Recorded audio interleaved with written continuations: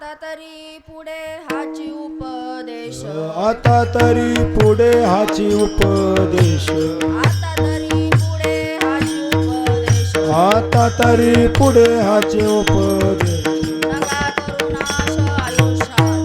नका करू नाश आयुष्याचा नका करू नाश आयुष्याचा आता तरी पुढे हाची उपदेश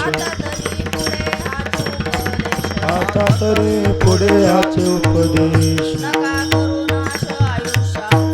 नका करू नाश आयुष्याचा नका करू नाश आयुष्याचा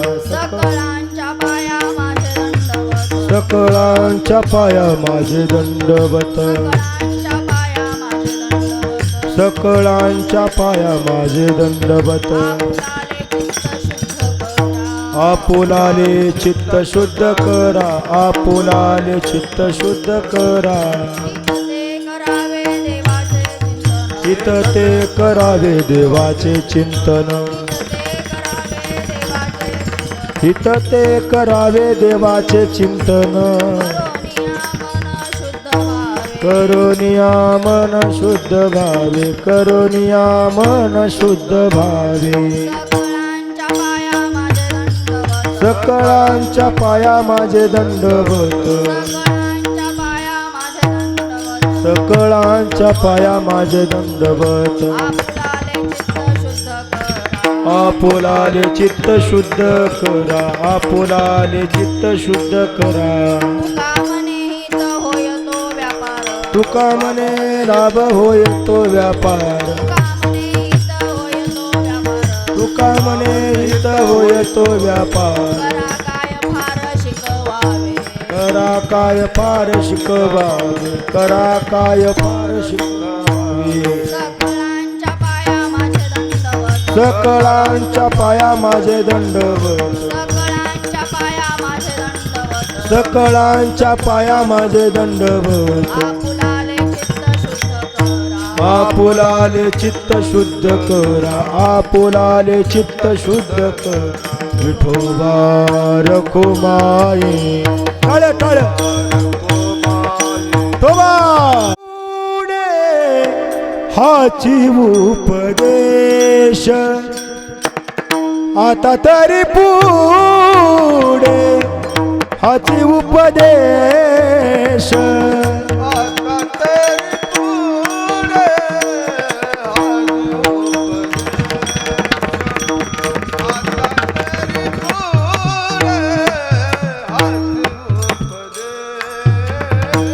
आता तरी पुढे हाची उपदेश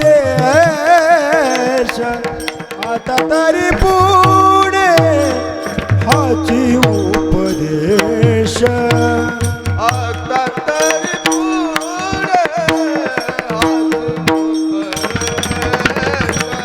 आता तरी पुढे नका करू नाश आयुष्याचा नका करू नाश आयुष्याचा नका करू नाश आयुष्याचा नका करू नाश आयुष्याचा सकळाचे पायी माझे दंडवत सकळाचे पायी माझे दंडवत नका करू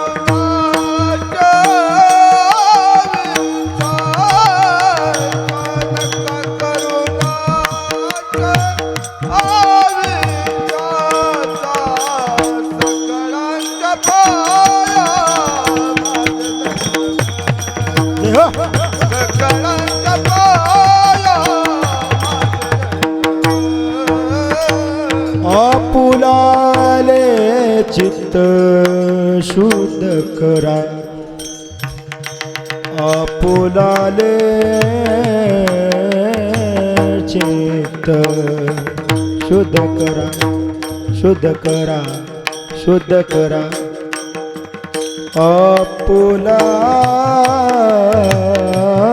आपुलाले चित्त शुद्ध करा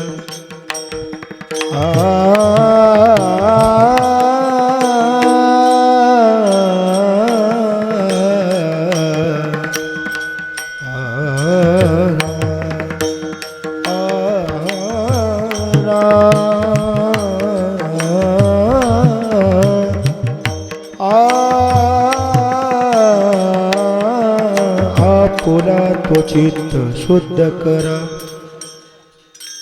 शुद्ध करा आपुलाले चित्त आपुलाले चित्त शुद्ध करा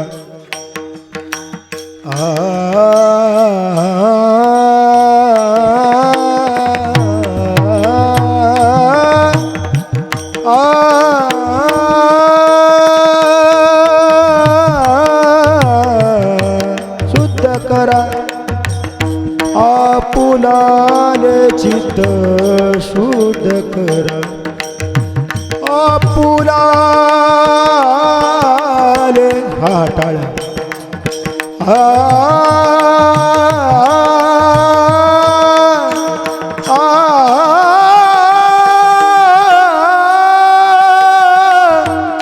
आपुलाले चित्त शुद्ध करा आपुलाले चित्त शुद्ध करा आपुलाले चित्त शुद्ध करा शुद्ध करा शुद्ध करा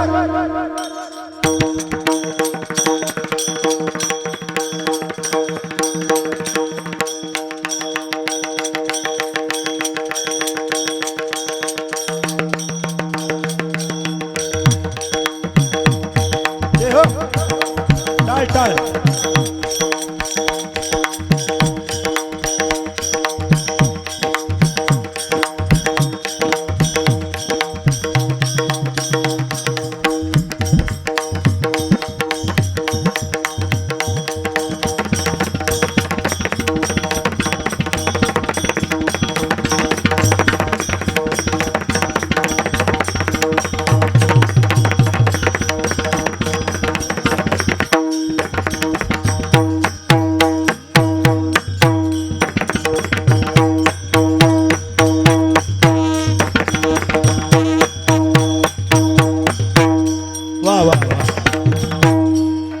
आपुलाले चित्त शुद्ध करा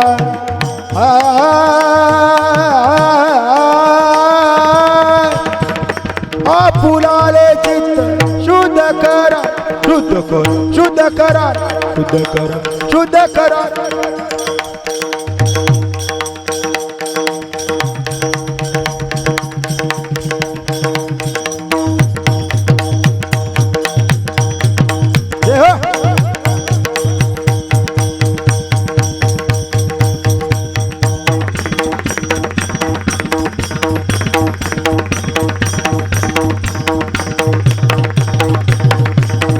वाह वाह मारुती महाराज वाह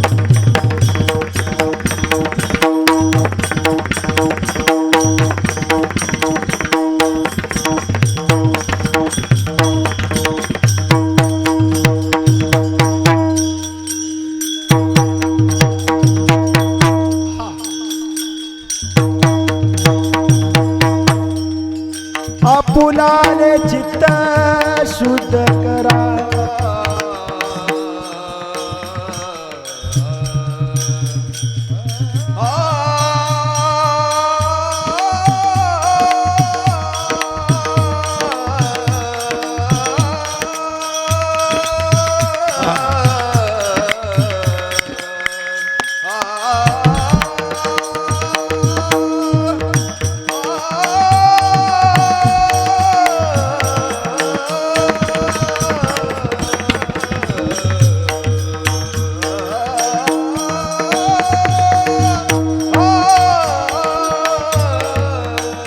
आपुलाले चित्त शुद्ध करा आपुलाले चित्त शुद्ध करा आपुलाले चित्त शुद्ध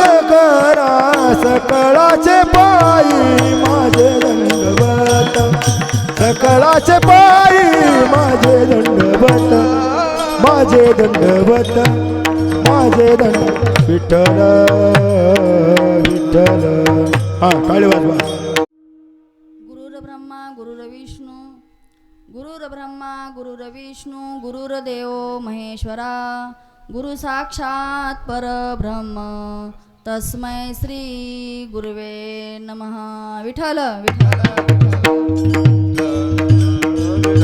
विठ्ठल विठ्ठल विठ्ठल. आता तरी पुढे हाची उपदेश, आता तरी पुढे हाची उपदेश, नका करू नाश आयुष्याचा, सकळांच्या पाया माझे दंडवत, आपुलाले चित्त शुद्ध करा. प्रस्तुत प्राप्त प्रसंगी प्राप्त स्थळी सेवेकरता घेतलेला अभंग देहूचे सुप्रसिद्ध साधू जगदवंदनीय जगद्गुरु कैवल्याचे महामेरू श्रीमंत महाराज तुकोबारायांचा 4 चरणाचा तुम्हा आम्हा जडजीवांना उपदेश करणारा अभंग आहे.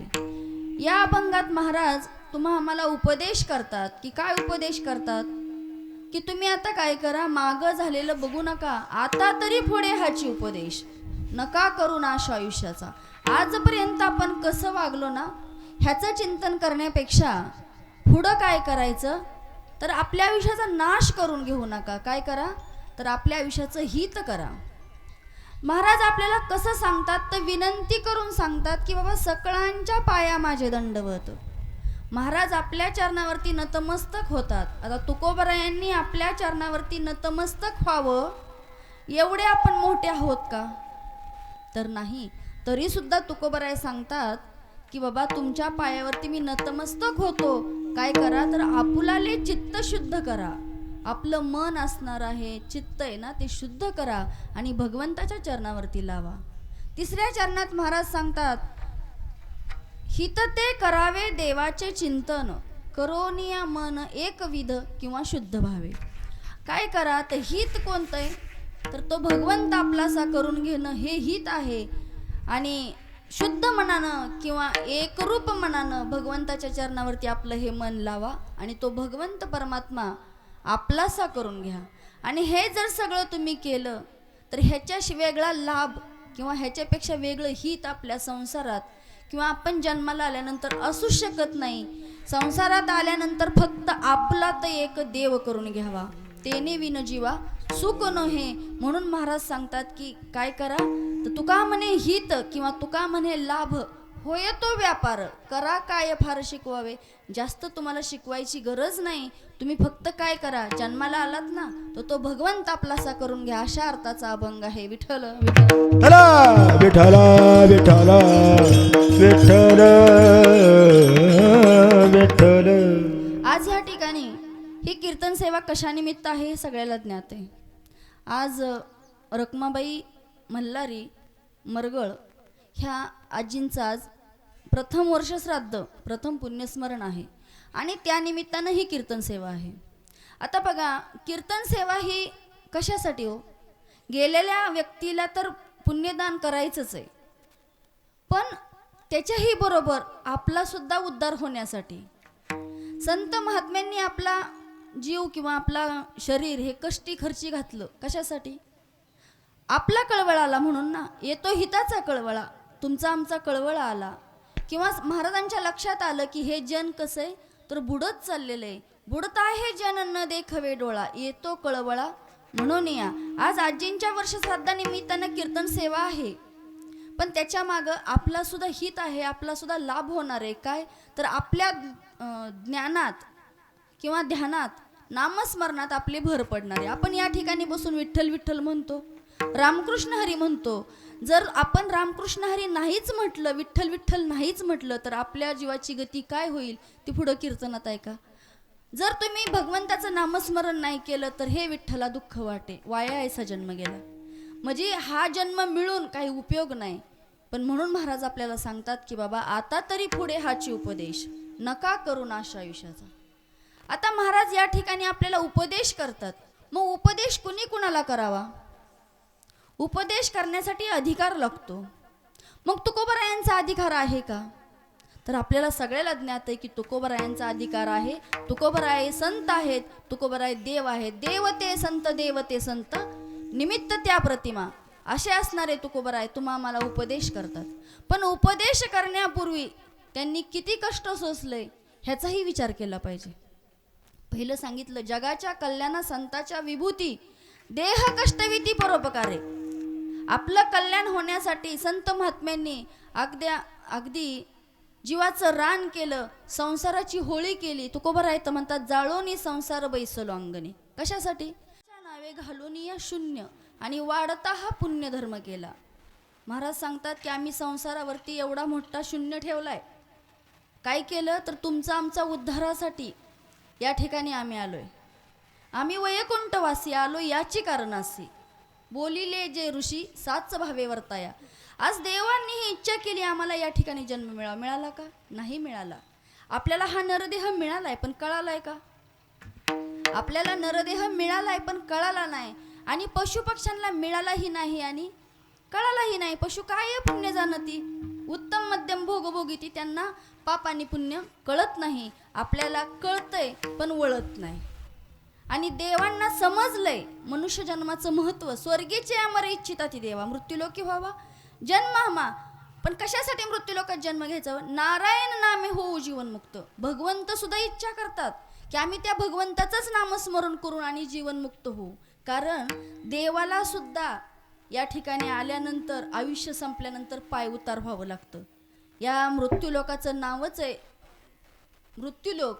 या हिता आल्यानंतर आपल्याला राहायचं नाही, तर आपल्याला जायचंय. येत नाही उरा आले अवतार, हेरते पामर जीव किती, हेरते पामर जीव किती.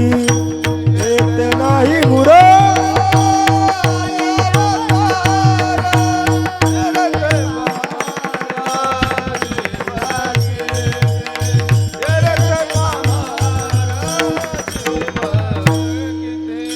येत नाही मुरो आले अवतार, हेरते पामर जीव किती.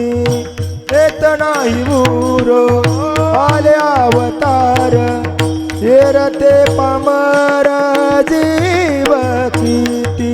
हेरते पामर जीव किती, हेरते पामर जीव किती. येत नाही बुरा आले अवतार, हेरते पामर जीव किती. हेरते पामर जीव किती.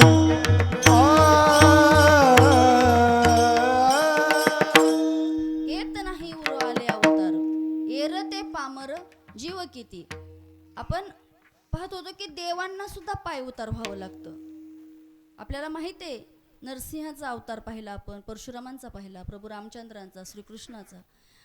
देवांना सुद्धा पाय उतार व्हावं लागतं आयुष्य संपल्यानंतर. तसं तुम्हालाही जावं लागतंय. पण आपल्या लक्षात आलेलं नाही. आपल्याला एवढा सुंदर नरदेह मिळाला पण तो कळालेला नाही. आणि संत महात्म्यांना तो कळालाही आणि मिळालाही.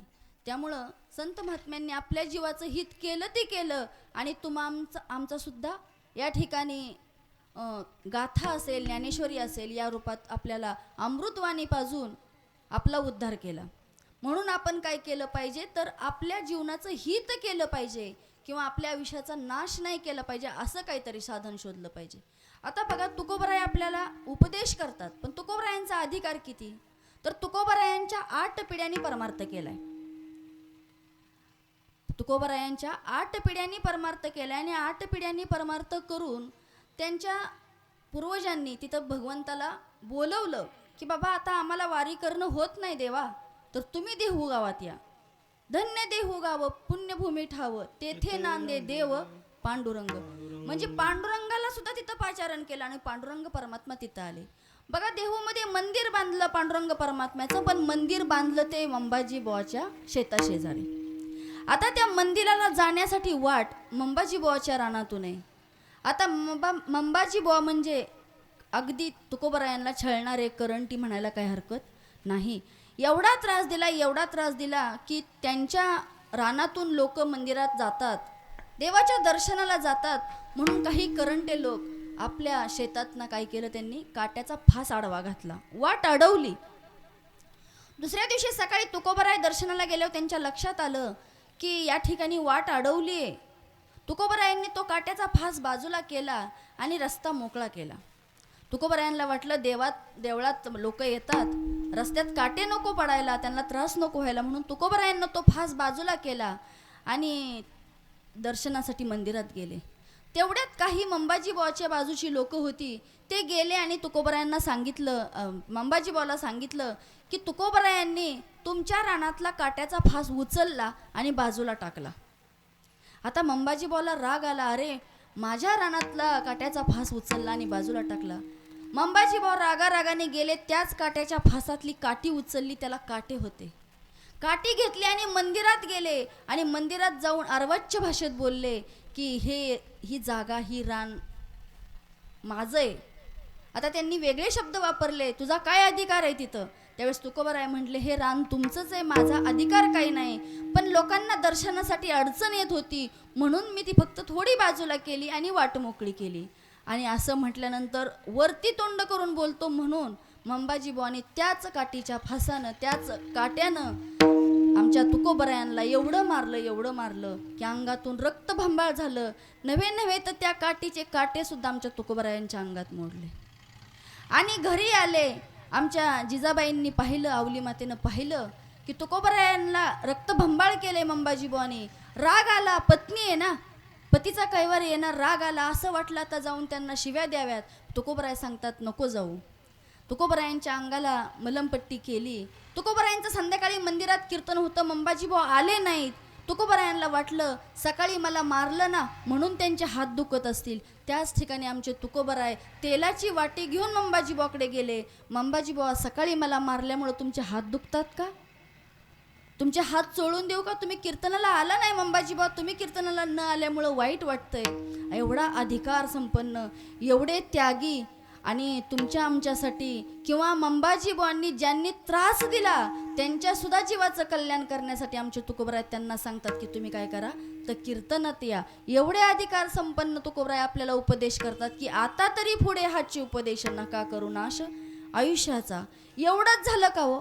आम्हाला आमच्या संसारात थोडंसं दुःख झालं तरी आम्हाला असं वाटतं लगेच की आत्महत्या करावी, जीव द्यावा. तुकोबरायांना जीवन जगत असताना संसारातही दुःख होतं आणि परमार्थातही दुःख होतं. तुम्ही म्हणाल संसारात काय दुःख होतं, तर संसारात डोळ्या देखत कितीतरी लोक गेली. बाप मेला न कळता नव्हती संसाराची चिंता. ज्या वेळेस वडील गेले ना तुकोबरायांची, त्यावेळेस त्यांना काही कळत नव्हतं आणि त्यावेळेस आमच्या तुकोबरायांचे वडील गेले. बरं एवढंच नाही, पत्नी गेली, मुलगा गेला, आई सुद्धा गेली. तरी तुकोबराय म्हणतात निघाले दिवाळे बरे या दुष्काळे पिढा गेली. म्हणजे काय तुकोबराय म्हणतात, माझ्या संसारातली, माझ्या जीवनातली, माझ्या कुटुंबातली माणसं गेली ना, बरं झालं. आता काय झालं, आता फक्त विटो तुझं माझं राज्य, नाही दुसऱ्याचे काच, दुसऱ्याचं आता कामच नाही देवा, फक्त आता तुझं माझंच राज्य राहिलंय. आणि एवढं करत असताना, एवढं करत करत सुद्धा आमचे तुकोबराय गाथा लिहित होते. आणि गाथा लिहित असताना, अभंग लिहित असताना रामेश्वर शास्त्रीने म्हणावं, ज्यावेळेस तुकोबराय सांगतात की वेदाचा तो अर्थ आम्हासी ठावा, येराने व्हावा भारमाता, आणि ही चहाडी एका व्यक्तीने त्या रामेश्वर शास्त्रीकडे केली. रामेश्वर शास्त्रीने तुकोबरायांना बोलवून घेतलं. काय रे म्हणले, अभंग लिहितो ती लिहितो आणि वर्ण म्हणतो वेदाचा तो अर्थ आम्हासी ठावा, येराने व्हावा भारमाता. म्हणजे आम्ही येर आहोत का? आणि वेदाचा अर्थ फक्त तुलाच माहित आहे का? तुकोबराय त्यावेळेस म्हणतात, मी बोलतच नाही, हे सखा कृपावंत वाचा त्याची, साळुंखी मंजुळ बोलत सेवानी, शिकविता धनी वेगळाची. मी हे बोलत नाही महाराज. रामेश्वर शास्त्रींना तुकोबराय सांगतात की महाराज मी हे बोलत नाही, मला शिकवता धनी वेगळाच आहे, आणि जो तो परमात्मा माझ्या मुखात घालतो, माझ्या बुद्धीत घालतो, ते मी बोलतो. बस कर म्हटले तुझं आता वेद शास्त्र पुराण. तुला माहित आहे ना, आजपर्यंत केलेलं कवित्व ते सुद्धा बुडवून टाक, करणं कमी करा. आजपर्यंत केलेलं कवित्व म्हणजे आजपर्यंत लिहिलेला गाथा इंद्रायणीच्या डोहात बुडवून टाक, अशी आज्ञा दिली. मला सांगा, एका अभंगासाठी तुकोबरायने आज आपल्याला एक अभंग पाठ करायचं म्हटलं तर होत नाही. आणि 4000 अभंग आहेत तुकोबरायांचे, तसे तर कोटी सांगितलेत, पण आपल्यापर्यंत एवढेच पोचले म्हणून आपण एवढे सांगतो. मग एवढे अभंग करायला तुकोबरायांना काय कष्ट कमी झालं असेल? आणि सहज एखाद्याने, मला सांगा, महिला मंडळ आपल्याला माहिती आहे, पहिली म्हण होती, सारवणाराची किंमत सारवणाऱ्याला माहिती आहे. आपण घर सारवून घेतलं आणि त्याच्यावरून जर एखादं चाललं तर तळपायाच्या मस्तकाला जात होती, पण बोलता येत नव्हतं. बरोबर आहे की नाही? मग मला सांगा, तुकोबरायांनी अन्न पाण्याशिवाय 2-2, 3-3 वाजेपर्यंत भाकरी भेटत नसायची आणि त्याच्याशिवाय गाथा निर्माण केला. आणि तो गाथा बुडवण्याची आज्ञा रामेश्वर शास्त्रांनी गावातल्या पंचांनी दिली. कोपला पाटील गावीची हे लोक, आता मज कोण भीक घाली. ज्यावेळेस गावचा पाटील कोपला आणि त्यांनी सांगितलं, बाबा रामेश्वर शास्त्रींनी सांगितलं, ही गाथा इंद्रायणीच्या डोहात बुडवा. आता तुकोबरायांना हा इतका त्रास दिला, तुकोबरायांचा छळ केला आणि तुकोबराय आले का तर आता आज्ञा आहे पाटलाची. त्या ठिकाणी तो गाथा बुडवायसाठी तुकोबराय तयार झाले. तुकोबरायांनी डोक्यावरती गाथा घेतला, देव घेतला. देव घेऊन सुद्धा गावात म्हणायला लागले, देव घ्या कुणी, देव घ्या कुणी, आयता आला घर पुसोनी. तेव्हा तुमच्या आमच्यासारखे लोक म्हणायला लागले, देव न लगे, देव न लगे, साठवणीचे रुदले जागे. आमच्या घरात जागा नाही. देवघर, आम्ही एवढा मोठा बंगला बांधतो, पण अगदी 2x2च्या मंदिराला आमच्या घरात जागा नसते. बरोबर आहे? घर मोठं असतं पण दारात तुळशी वृंदावन नसते. मग ही शोकांतिका आहे. आज आपण महाराष्ट्रात जन्माला आलो, संत महात्म्यांच्या भूमीत जन्माला आलो. आज आपल्या हितून आजूबाजूनी संत महात्म्यांच्या पालख्या पंढरपूरला दरवर्षी जातात. आपण दरवर्षी तर जात नाही, पण काही काही लोक अशी आहेत की पंढरपूर माहीत नाही. माणसाने आयुष्यात येऊन काहीतरी गोष्टीचा नित्यनेम घालून घेतला पाहिजे की जीवनात एकदाच एक गोष्ट करायची. ती कोणती हो? एकच गोष्ट एकदा करायची, फक्त लग्न एकदाच करायचं, दोनदा नाही करायचं. आणि वर्षातून एकदा करायची तरी पंढरपूरची वारी. आपल्याला वारकऱ्यांना तर महिन्याला सांगितलंय, पण वर्षातून तरी एक दिवस करा. जे संत महात्मे वैकुंठाला गेले, समाधी घेतली, ते सुद्धा वर्षातून वारी करतात. मग आपण केली पाहिजे की नाही? 3 वर्षातून एकदा आपल्याला कुंभस्नान सांगितलेलं आहे, पण कुंभमेळ्याला आपण जातो का? नाही जात. नाही जाणं झालं, पंढरपूरला गेलं, चंद्रभागेचं स्नान केलं, हितच माझं पंढरपूर आहे, हितच माझं तीर्थ आहे असं म्हटलं तरी काही हरकत नाही. ज्याला जमत नाही त्याने ठाईचं बैसोनी करा एकचित्त. म्हणजे ज्याला जमत नाही त्याने ठाईचं बैसोनी एकचित्त करा, पण ज्याला जमतंय त्याने तीर्थयात्रे जाय चुकू नको, तीर्थयात्रेला जायला चुकू नका म्हणून सांगितलेलं आहे. आता तुकोबराय गाथा बुडवण्यासाठी निघालेत आणि देव घ्या म्हणतात, पण लोक देव घ्यायला तयार नाहीत. आणि गाथा बुडवताना रामेश्वर शास्त्रीला कुणी आडवं गेलं नाही. पत्नीला वाईट वाटलं, अरे संसारही नाही आणि परमार्थही नाही, प्रपंचही लटका आणि परमार्थही लटका, तुम्ही गाथा बुडवाय निघाला. त्यावेळेस तुकोबराय सांगतात पत्नीला, अगं अवले, हा राजाधिराजांचा किंवा राजपुतांचा किंवा शास्त्रींचा हा आदेश आहे की आपल्याला गाथा ठेवता येणार नाही, इंद्रायणीच्या डोहात बुडवावं लागेल. बरं, गाथा बुडवायला सांगितला, पण त्याला खालनं वरनं दगड बांधायला सांगितले का? तो वरती येऊ नये म्हणून. गाथा बुडवला तुकोबरायांनी. तुकोबरायांनी गाथा बुडवल्यानंतर रामेश्वर शास्त्रींना वाटलं आपण बाहेर जावं, म्हणून रामेश्वर शास्त्री निघाले. आता रामेश्वर शास्त्री वाघोलीवरून निघाल्यानंतर त्यांना वाटेत एक उन्हाळ्याचे दिवस होते. त्यांना वाटलं की आपण काय करावं, एका ठिकाणी स्नान करावं. आणि स्नान करण्यासाठी एक बाग पाहिली आणि बागेत विहीर होती. आता ती विहीर कुणाची होती हो? आपल्याला माहिती आहे की ती विहीर शापित होती आणि ती विहीर अनगडशहाची होती.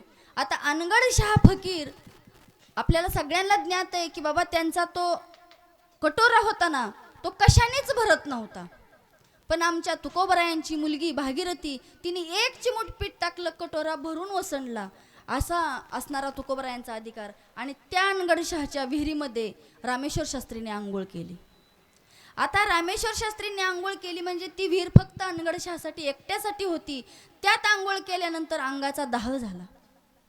आणि अंगाचा दाह झाल्यानंतर मग आता खूप प्रयत्न केले अंगाची उष्णता कमी होण्यासाठी. रामेश्वर शास्त्रींनी खूप प्रयत्न केले आणि खूप प्रयत्न करून करून ते आळंदीला पोचले.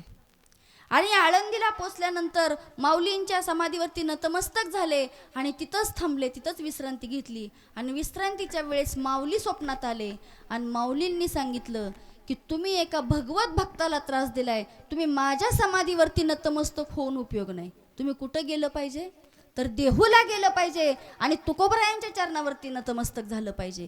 का तर तुम्ही एका भगवत भक्ताला त्रास दिलाय, त्यांचा गाथा बुडवायला लावलाय. ह्याच्यामध्ये 13 दिवस गेले आणि 13 दिवसांनी आमच्या तुकोबरायांच्या गाथा जशा पाण्यावरती लहाया तरंगतात ना, त्या प्रमाणे जळी दगडासहित वह्या, म्हणजे कोरड्याची काढलेल्या लहाया, ज्याप्रमाणे वह्या पाण्यात टाकल्या होत्या, लाह्या जशा पाण्यावरती तरंगाव्यात ना, तशा आमच्या तुकोबरायांच्या गाथा वह्या त्या पाण्यावरती तरंगू लागल्या.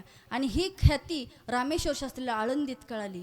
आणि आळंदीत कळाल्यानंतर मग रामेश्वर शास्त्रींच्या लक्षात आला आमच्या तुकोबरायांचा अधिकार, की तुकोबराय किती अधिकारी आहेत. आणि मग रामेश्वर शास्त्री आळंदीवरून देहूला गेले आणि तुकोबरायांच्या चरणावरती नस्तमस्तक झाले. श्री संताची माथा चरणावरी साष्टांग हे करी दंडवत. आणि त्यावेळेस आमच्या तुकोबरायांनी त्यांना 4 ओळीचं पत्र लिहून दिलं. म्हणजे काय सांगितलं, की या ठिकाणी जर तुमचं चित्त शुद्ध असेल, अंतकरण शुद्ध असेल, तरी शत्रू मित्र होता. चित्त शुद्ध तारी शत्रू मित्र होती. चित्त शुद्ध तारी शत्रू मित्र होती. चित्त शुद्ध तारी शत्रू मित्र होती. चित्त शुद्ध तारी शत्रू मित्र होती. चित्त शुद्ध तारी शत्रू मित्र होती. चित्त शुद्ध तारी शत्रू मित्र होती. चित्त शुद्ध तारी शत्रू मित्र होती. चित्त शुद्ध तारी शत्रू मित्र होती. व्याघ्रहीन खाती सर्पदया. व्याघ्रहीन खाती सर्पदया. चतुशुद्ध तारी शत्रू मित्र होती. चित्त शुद्ध तारी शत्रू मित्र होती.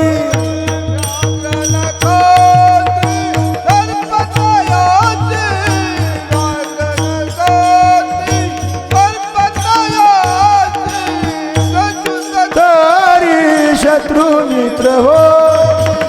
चित्त शुद्ध तारी मित्र हो.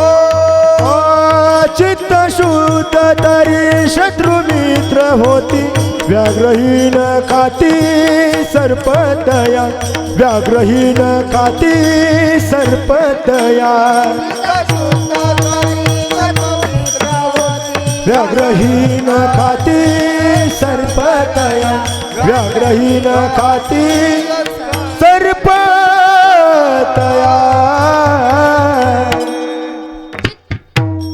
चित्त शुद्ध तरी शत्रू मित्र होती. व्याघ्रहीन खाती सर्पतया.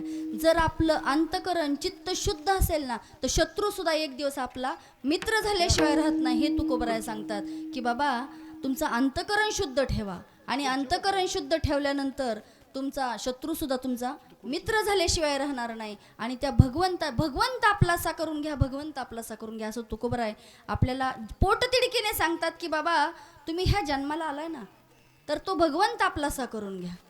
मग भगवंत आपलासा करून घ्या म्हणजे फक्त देवाच्या देवळात जाऊन बसायचं का? तर देवाच्या देवळात जाऊन नाही बसायचं. प्रत्येकाच्या हृदयस्थ भगवंत आहे आणि तो भगवंत पाहायचा आहे. आपल्याला लक्षात आलं पाहिजे की विठ्ठल जळी स्थळी भरला रिता ठाव नाही उरला. आजम्या दृष्टीने पाहिला विठ्ठलची विठ्ठल. विठ्ठल परमात्मा, पांडुरंग परमात्मा किंवा देव कुठला ज्याचं त्याचं आराध्य दैवत असेल, प्रत्येक ठिकाणी आहे अशी आपण जाणीव धरली पाहिजे. पण आमचं मात्र काय होतं ते विसरून जातो आम्ही. आणि कोणतंही कृत्य करत असताना आमच्या लक्षात येत नाही की आपल्याला देव पाहतोय. मांजर डोळे झाकून दूध पितं, तिला काय वाटतं की मला कुणी पाहत नाही पण सगळे पाहतात. तसं आपण अंधारातही एखादं कृत्य करा, आपल्याला भगवंत पाहत असतो. ही जर भीती मनात असेल ना, तर माणूस चुकीच्या मार्गाने वागणारच नाही. आज आपण पाहतो की इकडं तिकडं किती अत्याचार, लूटमारी, चोरी, दरोडे, किती प्रकार चालले तो. म्हणजे ह्या लोकांना थोडासा देव आहे किंवा देवाला लोकांनी भ्यायचं सोडून दिलंय का? म्हणजे जर विचार केला तर आज प्रत्येकाने प्रत्येकाशी, माणसाशी माणसाप्रमाणे वागलं ना, तर ह्या कुठल्याच गोष्टी घडणार नाहीत. पण आज लक्षात येईन आमच्या की बाबा आज एक नाही एक दिवस आपल्याला हजेरी द्यायला चित्रगुप्त आणि यमधर्माच्या पुढं जायचंय आणि त्यावेळेस आपल्याला मग कुठल्या यातना भेटतील हे आज माणसाच्या लक्षात येईना. म्हणजे जर तुमच्या लक्षात आलं असतं तर तुकोबारायांना सांगण्याची वेळ आली असती का आता तरी पुढे हाची उपदेश. बाबा ठीक आहे, तुम्ही आपण ह्या ठिकाणी कीर्तनाला बसलेले लोक आहात म्हणजे तुमचं काहीतरी पुण्य आहे आणि पुण्य असल्याशिवाय माणूस इथपर्यंत येतच नाही. नाहीतर काहीतरी अडचण येते आणि माणूस बाजूला जातो. कारण आपलं काहीतरी होता पुण्याचा ठेवा तो या भावा सापडला. म्हणजे जर तुमचा पुण्याचा ठेवा असेल ना तर तुम्ही इथपर्यंत येऊ शकता, नाहीतर तुम्ही इथपर्यंत येऊ शकत नाही. आज विचार करा, कीर्तन करणं किंवा या ठिकाणी हा मोठा एवढा समारंभ करणं कशासाठी हो? आज श्राद्ध करत असताना आपल्याला थोड्याशा गोष्टी माहिती असल्या पाहिजेत की ही श्राद्ध करत असताना कीर्तन केलंच पाहिजे का? तर आता कलियुगा माझे करावे कीर्तन.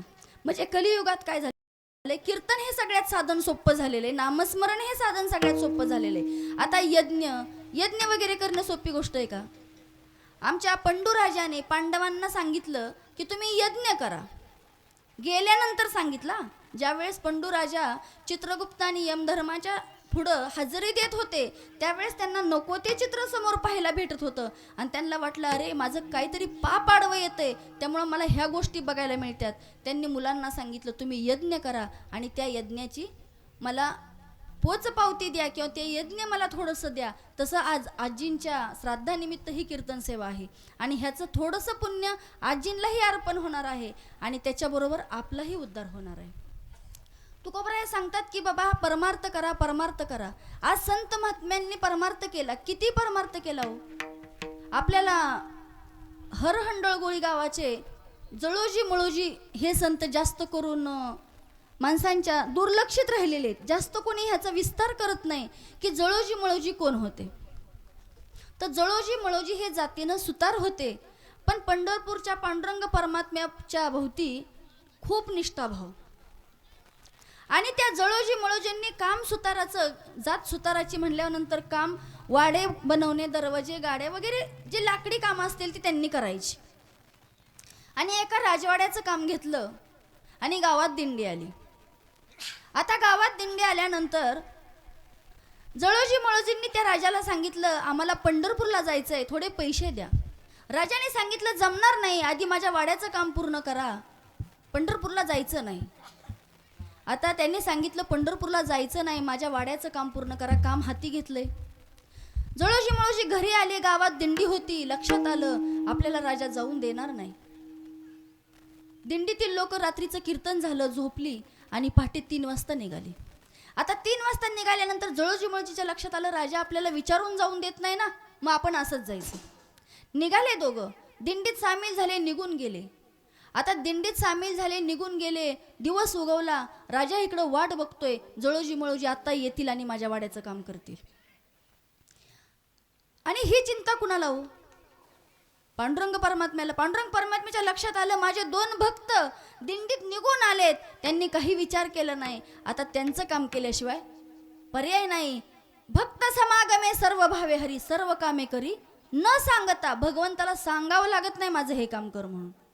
आणि जळोजी मळोजी वाट चालतायत आणि पांडुरंग परमात्म्याच्या लक्षात आलं की आता जळोजी मळोजींना राजा रागवेल किंवा कामावरून काढून टाकेल किंवा दुसरे सुतार लावून ते काम करून घेईल.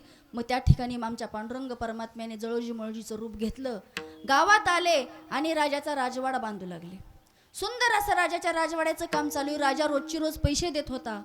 जळोजी मळोजी घरी जात होते. आपल्या घरात जळोजी मळोजीच आहेत ह्याप्रमाणे वागत होते. लहान मुलं होती घरात, बायका होत्या. अगदी जळोजी मळोजीचं घरही सुंदर केलं, राजाचा राजवाडाही सुंदर केला. असं करत करत 4 महिने गेले. आणि 4 महिने गेल्यानंतर आमच्या रुक्मिणी मातेच्या लक्षात आलं अरे ज्या वेळेसपासून जळोजी मळोजी इथं आलेत त्यावेळेसपासून माझे धनी पांडुरंग परमात्मा विटेवरती नाहीत, आहे मूर्ती पण चैतन्य स्वरूप मंदिरात नाही.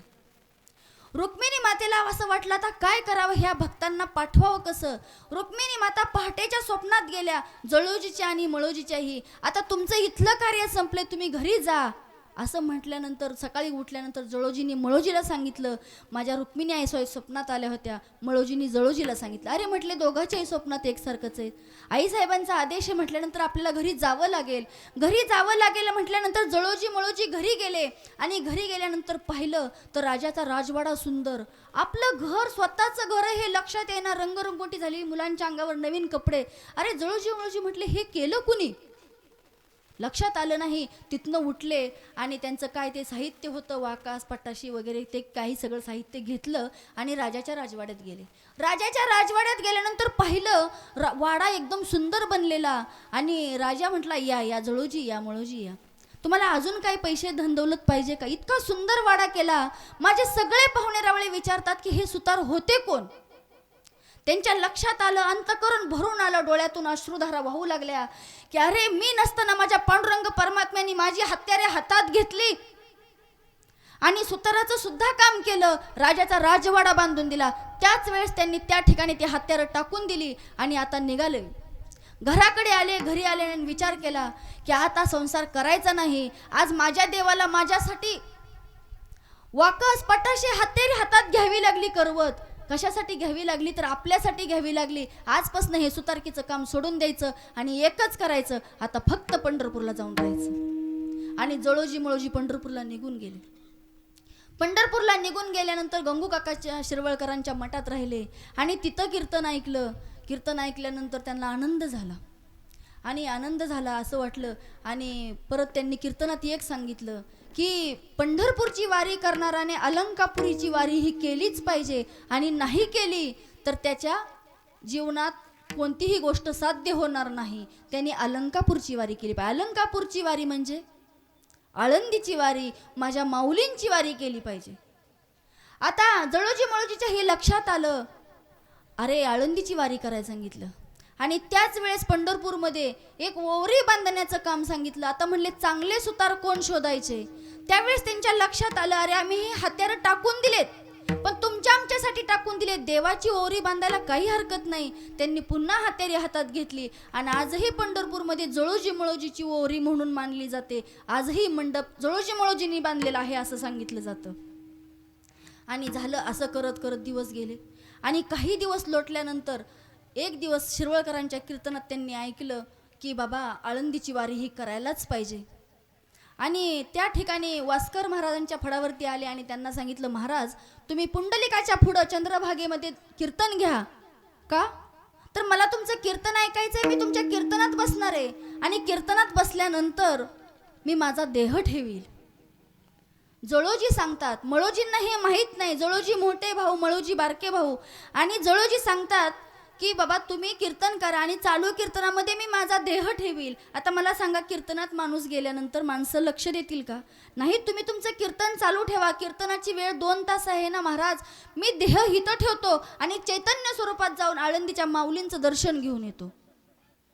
जळोजी सांगतात की मी माझ्या चैतन्य स्वरूपाने माऊलींचं दर्शन घेऊन येतो आणि जर माझ्या ह्या देहात पुन्हा 2 तासांनी प्राण नाही आले ना तर माझ्या देहाला अग्निसंस्कार करून टाका.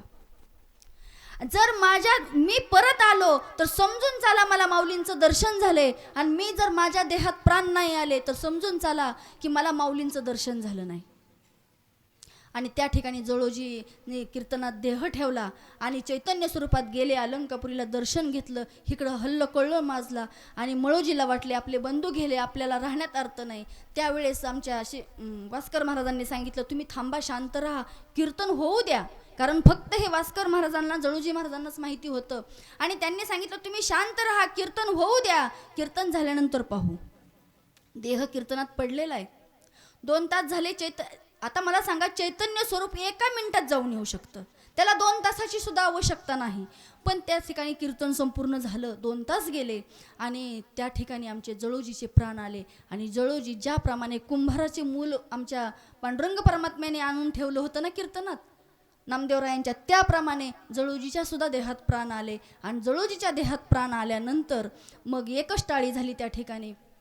आणि मग लक्षात आलं की अरे आपल्याला अलंकापुरीचंही दर्शन झालंय आणि पांडुरंग परमात्म्याचंही दर्शन झालंय. आता देवाचा अंत घेण्यात अर्थ नाही. आता आपल्याला या ठिकाणी देहच ठेवायचा आहे, आपल्याला आता राहायचं नाही. हे जळोजीच्या आणि मळोजीच्या दोघांच्याही लक्षात आलं आणि काही दिवस गेलेत. 4-2 दिवसांनी त्यांनी पुन्हा देह ठेवला. पुन्हा देह ठेवला, तो माघारी येण्यासाठी नाही. आणि आता असं सांगितलं बघा, त्यांची चरित्र पाहण्याचा प्रयत्न केला, पण त्यांच्या मुलांचा बायकांचा कुठंही उल्लेख आढळलेला नाही अजून. आणि मग त्यांनी सांगितलं की बाबा आपण देह ठेवलाय, आता ह्या 2 देहांचं करायचं काय? त्यांचे पूर्वज सापडत नाहीत, त्यांचे वंशज सापडत नाहीत, करायचं काय? मग त्या ठिकाणी तिथं असलेले गंगूकाका शिरवळकर असतील, वास्कर असतील, जे कोण असतील, त्यांनी त्या ठिकाणी त्यांची चिता रचली. आणि वास्कर महाराजांनी सगळ्यांना सांगितलं तुम्ही चंद्रभागेच्या बाहेर व्हा. आणि चंद्रभागेला आव्हान केलं, हे चंद्रभागे, जर हे जळोजी मळोजी खरे भक्त असतील, खरे पांडुरंग परमात्म्याचे अलंकापुरीचे खरं भक्त असतील ना, तर ह्यांना तू तुझ्या पोटात घे. असं केलं, नमस्कार केला चंद्रभागेला. आणि त्या ठिकाणी आमचे वास्कर महाराज, गंगूकाका शिरवळकर महाराज ते बाहेर आले. आणि बाहेर आल्याबरोबर चंद्रभागेला पूर आला. आणि पूर आल्याबरोबर त्या दोन्हीही रचलेल्या चिता, अग्नी दिला नव्हता, रचलेल्या चिता लाकडासहित आमच्या चंद्रभागेने पोटात घेतल्या. एवढा भक्तांचा महिमा आहे. आणि एवढे भक्त देवाला, आणि हेच भक्त देवाला आवडतात. आणि ते कसे आवडतात? तर देवा भक्त जीवाहुनी आवडती, सकळही प्रीती त्याचे ठाई. म्हणजे देवाला भक्त आपल्या जीवापेक्षा सुद्धा आवडतात. एवढंच नाही तर भक्ताने जरी एखाद्या देवाची काही खोडी केली तरी भगवंत सहन करतो. हृदयी श्रीवत्सलांच मिरवी भक्ताचे भूषण, नाही तयाचा क्षीण सुख धरिलेला त्याचे. आपल्याला माहिती आहे भगवंताच्या हृदयावरती, वक्षस्थलावरती भक्ताने मारलेल्या लातेची खून आहे. आणि त्या लातेची खूण सुद्धा पाय लक्ष्मीच्या हाती पत्नी पायाजवळ ठेवली, पण भक्ताच्या लाथीची खून आपल्या हृदयस्थ साठवली. असा असणारा कनवाळू कृपाळू भगवंत आहे. म्हणून त्या भगवंताला शरण जा. महाराज सांगतात की बाबा आता तरी पुढे हाची उपदेश, नका करू नाश आयुष्याचा नाश करून घेऊ नका, तो भगवंत आपलासा करून घ्या. पण तो भगवंत आपलासा करून घेत असताना बघा नेमकं आमचं असं होतं, आम्ही देवाची भक्ती करतो, बरोबर आहे, सगळी देवाची भक्ती करतात, पण दुसऱ्यानं केलेली भक्ती आम्हाला असं वाटतं की त्याची वरपंग आहे आणि माझी भक्ती श्रेष्ठ आहे, बरोबर आहे. आम्हाला असं वाटतं की समोरच्या व्यक्तीने केलेलीची भक्ती वरपंग आहे, माझी श्रेष्ठ आहे, कारण त्याची दिसते, माझी दिसत नाही. म्हणून आम्ही दाखवण्यासाठी प्रयत्न करत असतो. मग दाखवण्यासाठी आम्ही भक्ती प्रयत्न करतोय, तर किती दाखवतो आम्ही? एवढे तुकोबारायांनी भक्ती केली तर तुकोबाराय म्हणतात, तुका म्हणे नको वरपंग देवा घ्यावी माझी सेवा भावशुद्ध. देवाला सांगतात की मला कुठं जर अहंकार झाला असेल ना तर माझी ती सेवा घेऊ नका, फक्त शुद्ध तेवढी सेवा माझी घ्या. काशीचे ब्राह्मण आहेत आणि त्यांना सांगितलं की बाबा एक मोठे भगवत भक्त आहेत. मग किती मोठे आहेत ते? तर खूप मोठे आहेत. मग म्हटले आम्हाला त्यांना भेटायला पाहिजे. आणि भेटायला पाहिजे म्हटल्यानंतर ते काशीवरून निघतात. आणि काशीवरून निघाल्यानंतर ते जातात की पाहतात आपल्यापेक्षा कोणी श्रेष्ठ आहे का. आता आपल्यापेक्षा कोणी श्रेष्ठ आहे का असं पाहिल्यानंतर त्या ठिकाणी आपल्याला श्रेष्ठ दिसेल का हो? ज्यावेळेस दुर्योधनाला सांगितलं की तू 4 लोक चांगली बघून आण, धर्माला सांगितलं 4 लोक वाईट बघून आण. दुर्योधनाला सापडली का धर्माला सापडली? धर्मालाही सापडली नाहीत, कारण धर्म म्हणला मला वाईट दिसतच नाही आणि दुर्योधन म्हणला मला चांगलं दिसतच नाही. म्हणजे दोघंही रिकाम्या हाताने आले, कारण त्यांना चांगलं आणि वाईट ह्यातला फरकच कळत नव्हता. धर्माला सगळं चांगलंच दिसत होतं आणि दुर्योधनाला कुठलंच चांगलं दिसत नव्हतं. असा असणारा दुर्योधन. आज आपण भक्ती करत असताना वरपंग नको, आमची भक्ती दिखाव्याची नको. आज या ठिकाणी श्रीकांत महाराज असतील, हे गायक असतील, बाकीचे आमचे भोसले महाराज असतील, चोरमले महाराज, इतके सुंदर गायन करतात. त्यांना असं वाटतं का की माझ्यापेक्षा दुसरा गायक कुणी नाही? आणि हा अहंकार कुणी येऊन नाही दिला पाहिजे का? तुम्हाला एक उदाहरण सांगेन की आपल्याला माहिती आहे संगीत अलंकार, काय नाव त्यांचं, हरिदासांचे शिष्य महाराज काल सांगितलं होतं, विठ्ठल विठ्ठल विठ्ठल विठ्ठल विठ्ठल विठ्ठल विठ्ठल विठ्ठल विठ्ठल. तानसेन, संगीत अलंकार तानसेन. एवढं सुंदर गायन करायचे तानसेन, एवढं सुंदर गायन करायचे. आणि एक दिवस एका राजाकडे गेले, सुंदर गायन करत होते. आणि राजा म्हटला, तानसेन एवढं सुंदर गातोस तू, तुला हे कुणी शिकवलं? त्यावेळेस त्यांनी सांगितलं, माझ्या गुरूंनी शिकवलं. मी एवढं सुंदर गातो, मला माझ्या गुरूंची आज्ञा आहे, भगवंताचा वरद हस्त आहे. अच्छा, तुझ्या गुरूंनी शिकवलं, मला एकदा तुझ्या गुरूंची भेट घालून दे. कोण म्हणतंय? राजा म्हणतोय, मला एकदा तुझ्या गुरूंची भेट घालून दे. मग तानसेननी राजाला घेतला आणि गुरुकडे निघाले. त्यांच्या गुरूंचे नाव हरिदास. आणि गेल्यानंतर पर्णकुटीजवळ गेले, पाहिलं हरिदास झोपले होते. आता हरिदास झोपले होते, झोपेतून उठवणं म्हणजे पाप आहे हे आपल्याला माहित आहे, की एखाद्याची जर झोप लागलेली असेल तर त्याला झोपेतून उठवू नये. मग हे तानसेनला माहीत होतं की आपले गुरु झोपलेत, आता उठवायचं कसं. आता सुंदर असा स्वरात पकवाज आहे. मग महाराजांनी काय केलं, त्या ठिकाणी पकवाजाची एक गट्टी काढली. पकवाज उतरला, पकवाजातून स्वर अपसुरी निघायला लागला. आणि अपसुरी स्वर निघल्याबरोबर हरिदासांना जाग आली. आणि हरिदास म्हणतात, अरे तानसेन, काय चाललंय हे, पकवाज स्वरात नाही. आता तानसेनला तेच पाहिजे होतं, फक्त हरिदासांना जागा करायचं होतं. मग हरिदासांना तो पकवाज पुढं घेतला, ती गट्टी लावली, पकवाज स्वरात केला, विना स्वरात केला आणि हरिदासांनी गायन चालू केलं. आणि हरिदासांनी गायन चालू केलं, एवढं सुंदर गायन केलं, एवढं सुंदर गायन केलं की राजा अगदी मनमोहून ते त्या ठिकाणी ऐकत राहिला, डोलू राहिला. आणि गायन संपल्यानंतर राजा तानसेनला म्हणतो, तानसेन, खरंच की तू म्हटला तसेच तुझे गुरु खूप छान गातात. तानसेननी सांगितलं, मी तुम्हाला अगोदरच सांगितलं की नाही की माझे गुरु आहेतच तेवढे श्रेष्ठ. अरे पण तुझे गुरु एवढे सुंदर गातात, तसं तू गात नाहीस रे. बघा, म्हणजे तानसेन असताना संगीत अलंकार आहेत तरी सुद्धा त्यांना सांगतात की तुझे गुरु एवढे सुंदर गातात पण तू एवढं सुंदर गात नाहीस. बघा, त्यावेळेस तानसेनने दिलेलं उत्तर आहे, लक्ष देऊन ऐका. त्यावेळेस तानसेन सांगतात, राजेसाहेब, मी गातो ना ते तुमच्यासाठी गातो, आणि माझे गुरु जे गातात ना ते देवासाठी गातात. म्हणजे आपली भक्ती कशी पाहिजे तर शुद्ध पाहिजे, आणि चित्त शुद्ध करून आपली भक्ती आपण केली पाहिजे. तुका म्हणे, हित होय तो व्यापार करा काय फार शिकवावी. हे सगळं जर आपण केलं, चित्त शुद्ध केलं, अंतकरण निर्मळ केलं, तर आपल्याला जास्त काही शिकवायची गरज नाही. आणि आपला भगवंत एक करून घ्या, आपला तो एक देव करून घ्यावा, तेने विन जीवा सुख नव्हे. तो पांडुरंग परमात्मा जर आपलासा करून घेतला तर आपल्याला कोणत्याही गोष्टीची कमी नाही. आपल्याला जर मोक्ष मोक्ष मोक्ष हवा असेल ना तर फक्त एकच करायचंय, पंढरपूरला जायचंय. आणि पंढरपूरला जाऊन काय करायचंय तर पांडुरंग परमात्म्याचं दर्शन घ्यायचंय, त्याच्याबरोबर कळसाचं दर्शन घेतलं. तुका म्हणे, मोक्ष देखिल्या कळस तात्काळ हा नाश अहंकाराचा.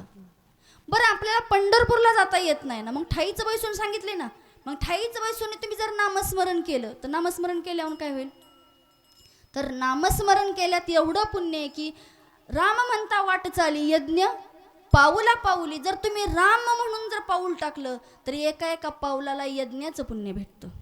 एवढं असं असणारं नामस्मरणात ताकद आहे. म्हणून तुम्ही त्या भगवंताचं नामस्मरण करा, तो भगवंत आपलासा करून घ्या. मग आपल्याला तुकोबराय चरणावरती नतमस्तक होऊन सांगतात की सकळांच्या पाया माझे दंडवत, आपुलाले चित्त शुद्ध करा. पण आमचं चित्त काय शुद्ध झाल्याशिवाय राहत नाही, आपलं मन शुद्ध होत नाही. मन कसं आहे तर मन फक्त भरकटत राहते. मग इकडं तिकडं भरकटून द्यायचं नाही, तर ते पांडुरंग परमात्म्याच्या चरणावरती लावायचे. असं असणारा आपल्याला नरदेह मिळालाय, हा नरदेह भगवंताच्या चरणावरती लावायला सांगितलाय. महाराज सांगतात, हित ते करावे देवाचे चिंतन. फक्त तुम्ही काय करा, त्या देवाचं चिंतन करा, त्या देवाचं चिंतन करा, भगवंत आपलासा करून घ्या. संत महात्म्यांनी तेच केलं आणि आपल्यालाही तेच सांगितलंय की बाबांनो, तुम्ही काय करा, तो भगवंत आपलासा करून घ्या. आपल्याला माहित आहे की चिलया बाळ छोटं होतं 5 वर्षाचं. आई बापासाठी सुद्धा आपण आपलं काही कर्तव्य लागतात. मग चिलया बाळ किती वर्षाचा होता? 5 वर्षाचा होता. महादेवाला अख्खं शरीर दिलं, ती दिलं, पण शिर सुद्धा दिलं. ती कथा सगळी सांगत नाही मी इथं, पण शिर सुद्धा दिलं आणि परत बाळ जिवंत झालं. आई बापाच्या शक्तीवर, भक्तीवरती, म्हणजे भगवंतासाठी किंवा आई बापासाठी आपल्याला ह्या ठिकाणी ही सेवा करायची. आज कीर्तन म्हणजे काय तर ह्या कीर्तनातून फक्त एकच घ्यायचं असतं की बाबा तो पांडुरंग परमात्मा आपलासा करून घ्यायचा आहे आणि देव आपलासा करून घ्यायचा आहे. आज या ठिकाणी विचार करा, आज ह्या कुटुंबातून एक आई गेल्यात. आई आपल्यासाठी काय करते वडील आपल्यासाठी काय करतात ह्याचा विचार आपण कधी केलाय? बरं, आपल्याला हेही लक्षात आलं पाहिजे की पुराणात जर पाहिलं तर वडिलांसाठी सुद्धा मुलांनी काही केलेलं आहे.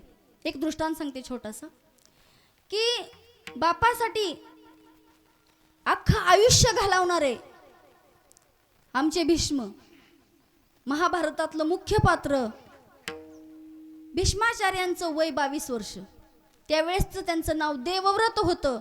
आणि भीष्माचार्यांनी पाहिलं आपले वडील नाराज आहेत. ज्यावेळेस शंतनू राजा बाहेरून आले आणि घरात नाराज बसलेत, त्यावेळेस त्यांनी विचारलं, बाबा तुम्ही नाराज का आहात? बघा, वडिलाचं वय, शंतनू राजाचं वय 80 वर्ष, आणि त्यांनी विचारलं, बाबा तुम्ही नाराज का आहात? त्यावेळेस त्यांनी सांगितलं की एक मी मुलगी पाहिली आणि तिच्याशी लग्न करण्याची इच्छा झाली. कोण सांगतंय? भीष्माचार्यांचे वडील. मुलगा 22 वर्षाचा आहे, मुलगा ऐन तारुण्यात आलाय, मुलाचं लग्न करायचंय. पण नाही, तर वडिलांना इच्छा झाली आता लग्न करायचंय. मग लग्न करून टाका, चिंता कशाची करता? नाही म्हटले, मुलीचे वडील देत नाहीत. का देत नाहीत? तुम्ही तर राजा आहात, हस्तिनापूरचा राजा आहे तुम्ही, तुम्हाला का देत नाहीत? नाही म्हणे, माझं वय जास्त आहे आणि ते द्यायला तयार नाहीत. ठीक आहे म्हटले, मी जातो. आणि घोड्याला टाच मारल्याबरोबर आमचे देवव्रत म्हणजेच भीष्माचार्य गेले आणि त्या ठिकाणी त्या विचारलं की बाबा तुम्ही माझ्या वडिलांना तुमची मुलगी का देत नाही? त्यावेळेस त्या मुलीचे वडील सांगतात की तुझ्याशी लग्न करायचं असेल तर मी मुलगी द्यायला तयार आहे, वडिलांशी नाही. त्यावेळेस त्यांनी सांगितलं, मी वडिलांना मुलगी मागायला आलोय, मी माझ्यासाठी नाही. असं म्हटल्यानंतर ते म्हटले, पण माझ्या वडिलांना तुम्ही का देत नाही? म्हटले, ते वयस्कर आहेत, त्यांचं वय 80 वर्ष आहे. बघा, त्यावेळेस त्याच ठिकाणी देवव्रत त्यांनी विचार केला, किंवा एका ठिकाणी पुरू या सुद्धा राजाची कहाणी येते की वडिलांना आपलं तारुण्य दिलं आणि वडिलांची जरा म्हणजे म्हातारपण स्वतःकडे घेतलं. म्हणजे 80 वर्षाचं म्हातारपण 22 वर्षाच्या मुलाने घेतलं आणि 22 वर्षाचं तारुण्य वडिलाला दिलं. ठीक आहे म्हणले, आज झालं, पण उद्या भविष्यात तुम्ही लग्न केल्यानंतर तुमचा मुलगा मोठा होईल आणि राजाच्या गादीचा मालक तोच होईल, कारण तुम्ही मोठा मुलगा आहात ना शंतनूचा.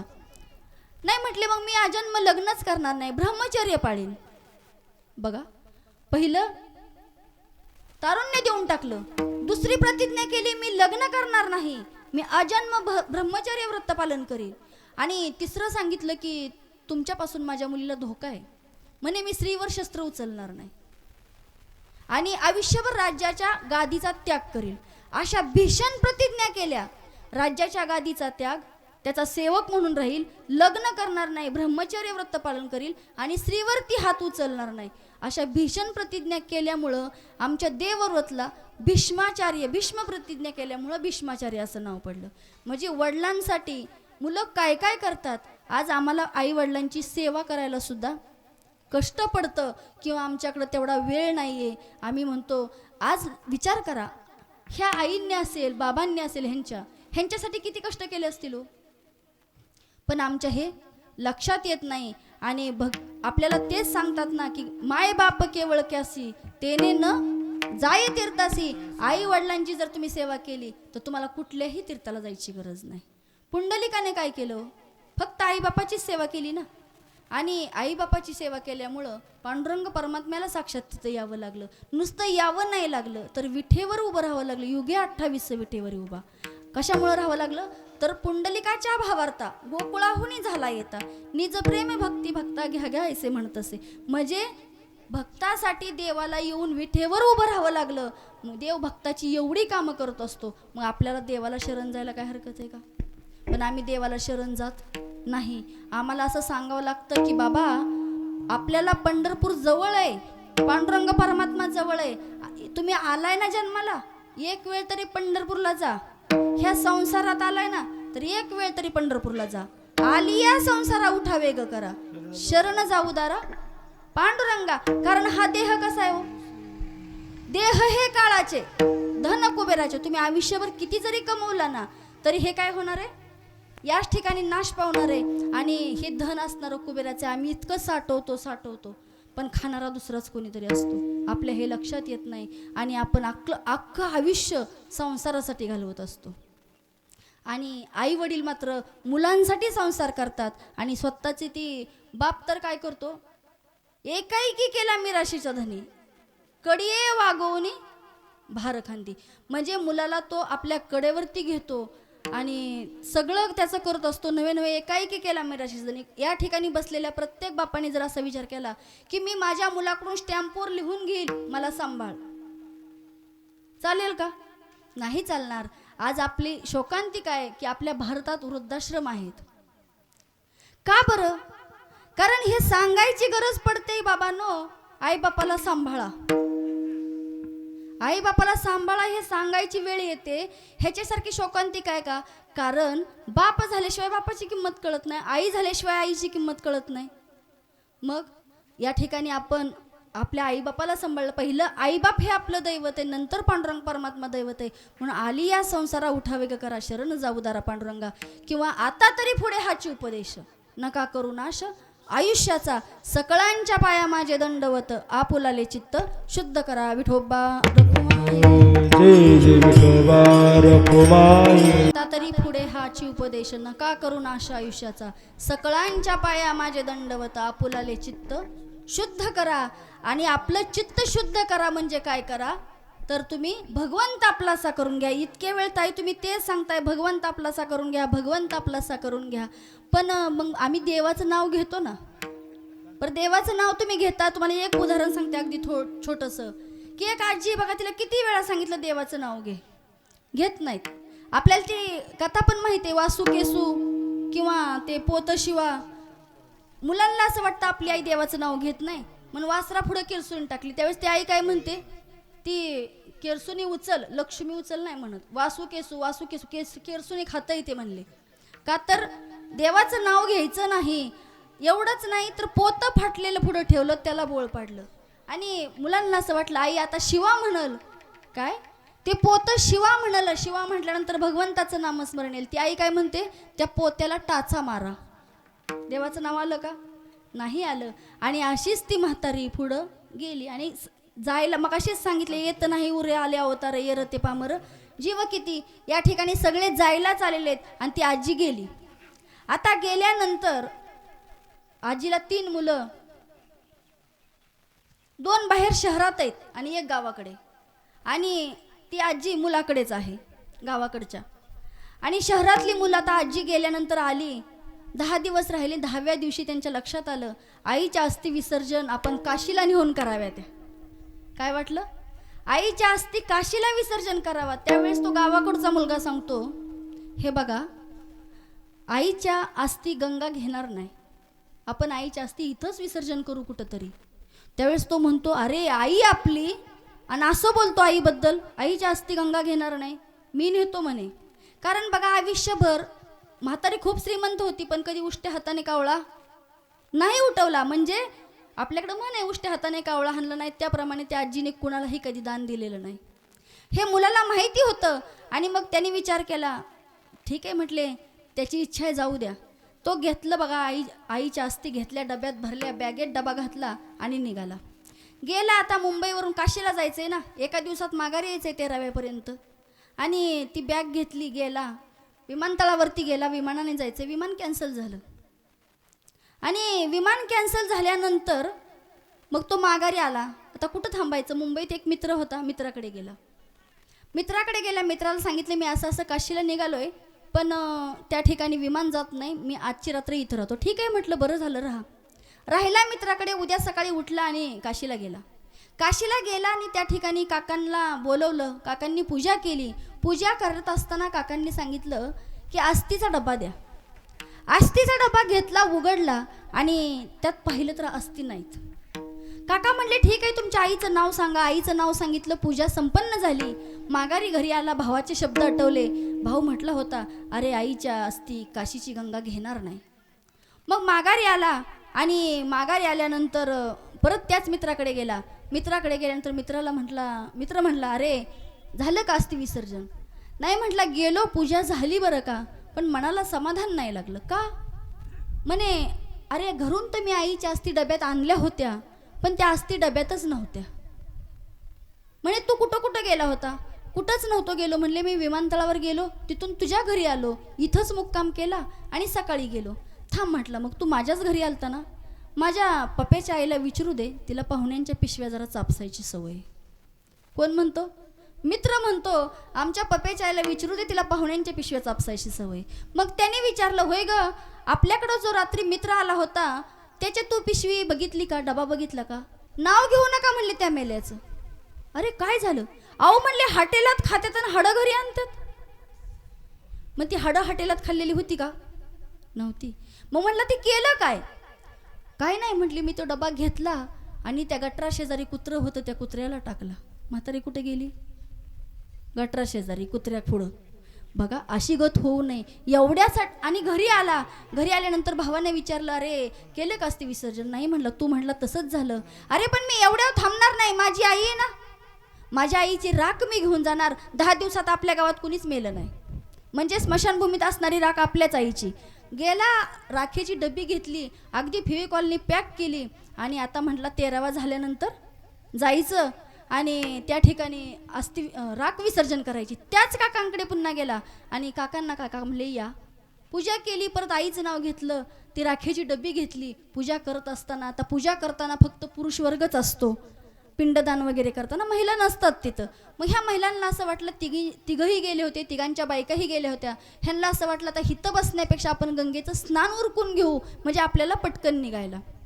मग ते पूजा करत होते तिघजण, ह्या खाली स्नान करत होत्या आणि पूजा संपन्न झाली. काकांनी सांगितलं, ती राख आणली ना, ती राखेची डबी द्या, आता विसर्जन करू. आता ती विसर्जन करू म्हटल्यानंतर ती राखेची डबी घेतली आणि त्यांनी सांगितलं, काका आता ही फेविकॉलनी पॅक करून आणली, ह्यातनं काय म्हातारी कुठं जाणार नाही. मग ती फेविकॉलनी पॅक केलेली डबी तशीच घेतली आणि तशीच विसर्जन केली.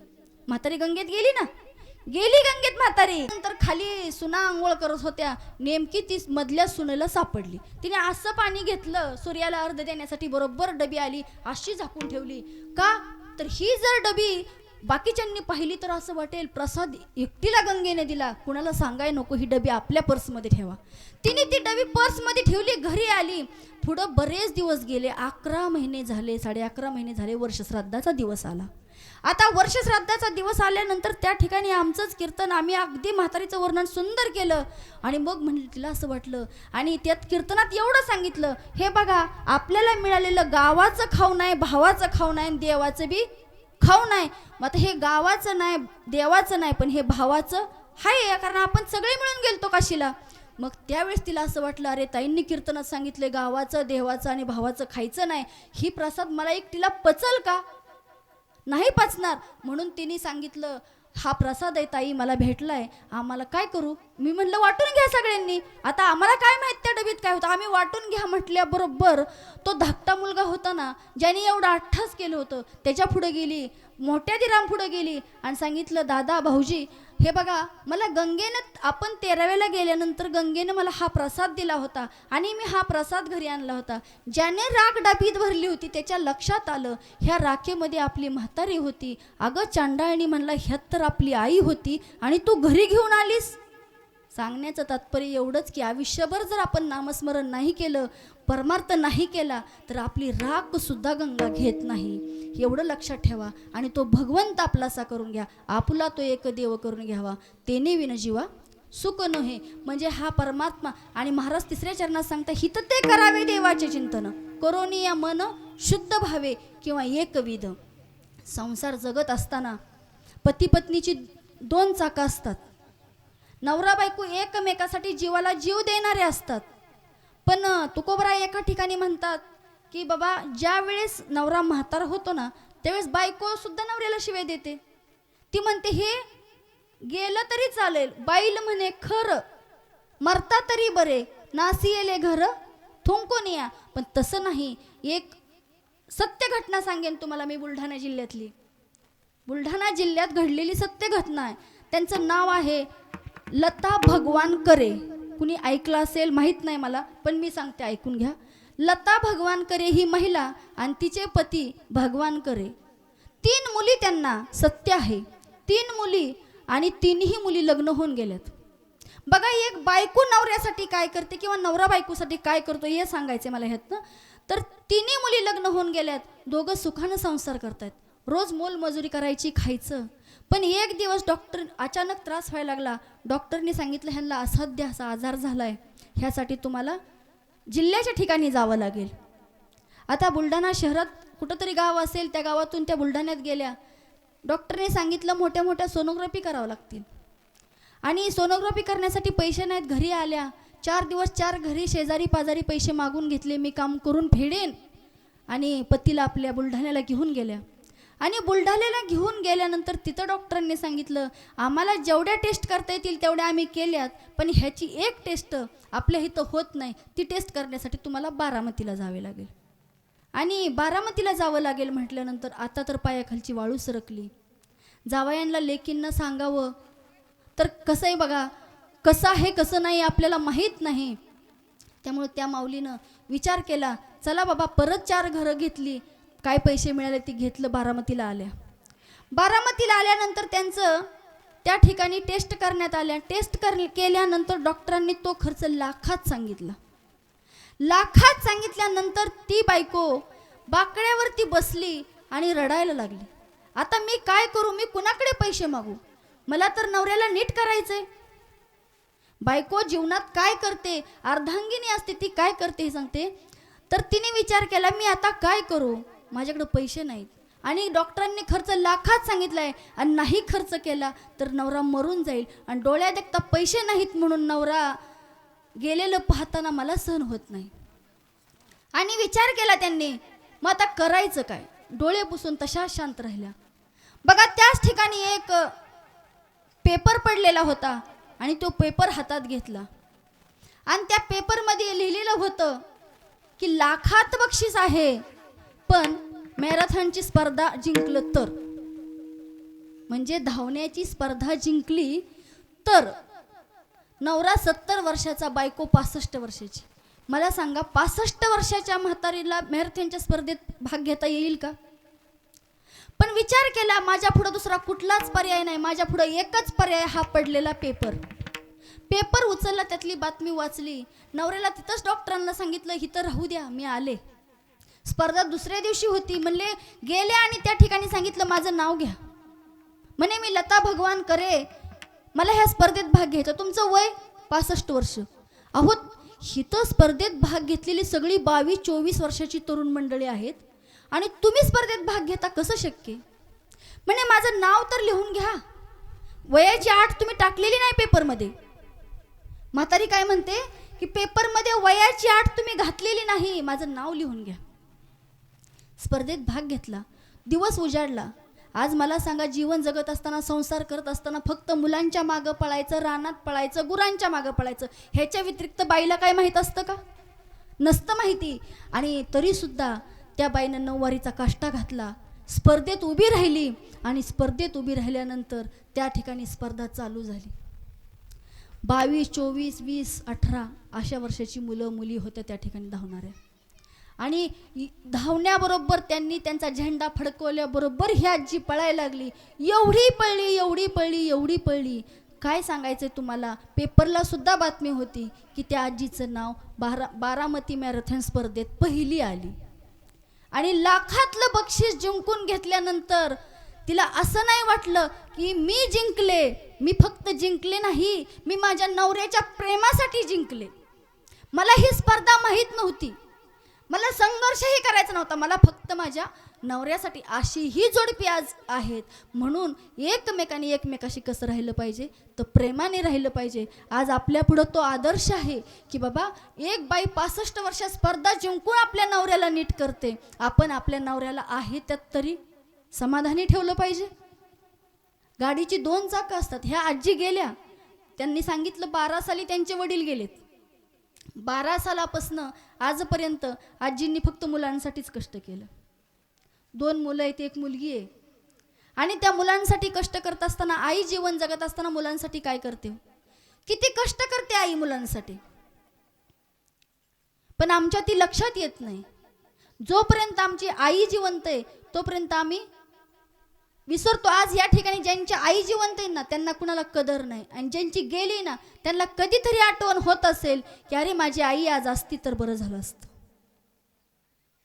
कारण आई मुलावरती जन्मण्याच्या अगोदर प्रेम करते, बाळ जन्माला आल्यावरती प्रेम करते आणि आई गेल्यावरती सुद्धा प्रेम करते. आपल्याला माहिती आहे बाळ जन्माला येण्या अगोदर आई प्रेम करते. किती प्रेम करते हो, तर जीवाच्या पलीकडे प्रेम करते.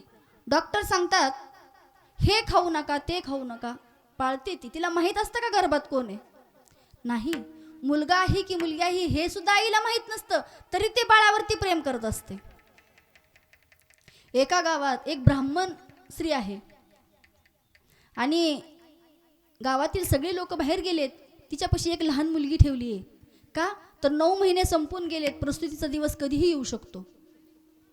आणि त्या ठिकाणी तिला प्रसूतीच्या काळा चालू झाल्या. तिने त्या मुलीला पाठवलं, जा बाई बघ गावात कोण भेटतंय का, घेऊन ये. ती मुलगी गावात गेली, पाहिलं पारावरती एक साधू महात्मे बसले होते आणि साधू महात्म्याकडे गेली आणि म्हटली, साधू महात्मे, तिला काय छोटी मुलगी, तिला कळलं नाही की या ठिकाणी एका महिलेची गरज आहे, एका दाईची, एका बाईची गरज आहे. ती साधू महात्म्यांना म्हणली, हे पहा साधू, माझ्या वहिनीला प्रसूतीच्या कळा चालू झाल्यात, काहीतरी करा, चला तुम्ही. साधू सांगतात, मी येऊ शकत नाही, तुम्ही काय करा, पण मी एक सांगतो, तू जा आणि वहिनीला सांग, आत्ता जर ह्या प्रहरात बाळ जन्माला आलं ना तर ते भिकारी होईल, आणि जर बाळ पुढच्या प्रहरात जन्माला आलं तर ते बाळ राजाचा प्रधान होईल. असं म्हटल्यानंतर ती मुलगी गेली आणि तिच्या वहिनीला सांगितलं, वहिनी गावात तर कोणी भेटलं नाही, पण एक साधू भेटले. साधूंनी सांगितलं, आत्ताच्या प्रहरात जर बाळ जन्माला आलं तर ते भिकारी म्हणून जन्माला येईल, वेळेचा दोष. आणि जर ते पुढच्या प्रहरात जन्माला आलं म्हणजे 3 तासाने प्रहर बदलतो, 3 तासांनी जर जन्माला आलं तर तो राजाचा प्रधान होईल. त्या माऊलीनं काय केलं, 3 तास प्रसूतीच्या काळात सहन करत शीर्षासन केलं. शीर्षासन म्हणजे खाली डोकं वरती पाय करून बाई 3 तास थांबली. कशासाठी, तर माझं लेकरू मुलगा आहे की मुलगी माहीत नाही, जन्माला येण्या अगोदर ते भिकारी म्हणून नको यायला, म्हणून आई शीर्षासन करते, 3 तास प्रसूतीच्या कळा सहन करते. का तर माझं बाळ राजाचा प्रधान झालेला पाहिजे, मला भिकारी झालेलं नाही पाहिजे. ती म्हणजे आमच्या अकबर राजाचा प्रधान बिरबल, बिरबलाची आई होती. आणि बिरबलाच्या आईनं 3 तास शीर्षासन केल्यानंतर 3 तासाने शीर्षासन उतरवलं आणि गोंडस अशा बाळाचा जन्म झाला, आणि तो म्हणजे अकबराचा प्रधान बिरबल. मग त्या बिरबलासाठी त्याच्या आईनं एवढं केलं. आज आपलीही आई आपल्यासाठी एवढंच करत असते, पण हे आमच्या लक्षात ऐसी कळवळ्याची जाती, ऐसी कळवळ्याची जाती,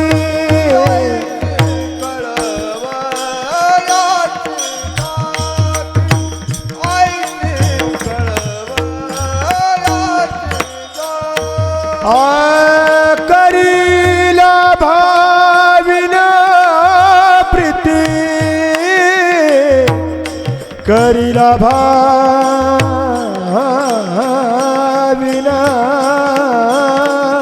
प्रीती, करीला भाविन प्रीती.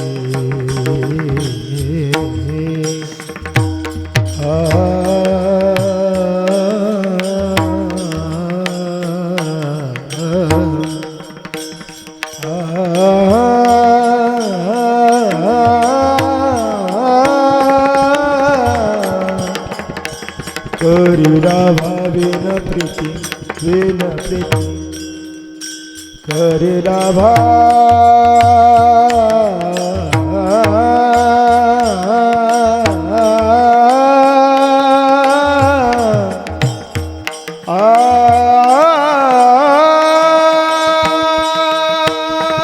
करीला भाविन प्रीती, करीला भाविन प्रीती, करीला भाविन प्रीती.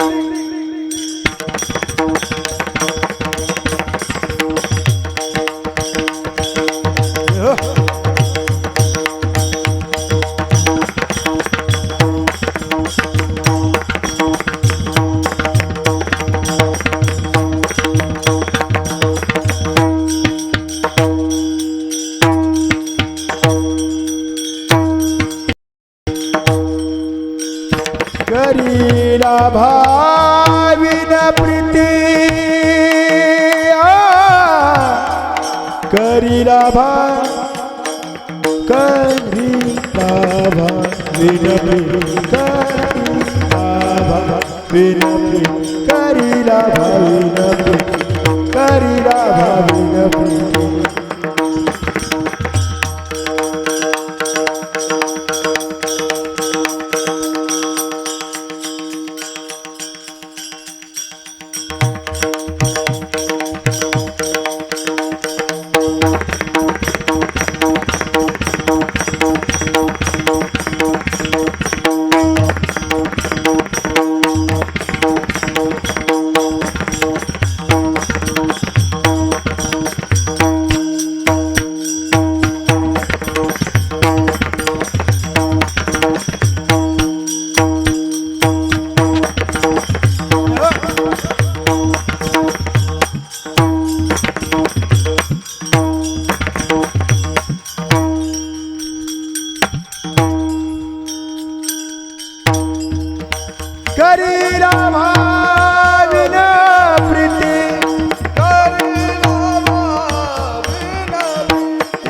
ऐसी कळवळाची ऐसी कळवळाची जाती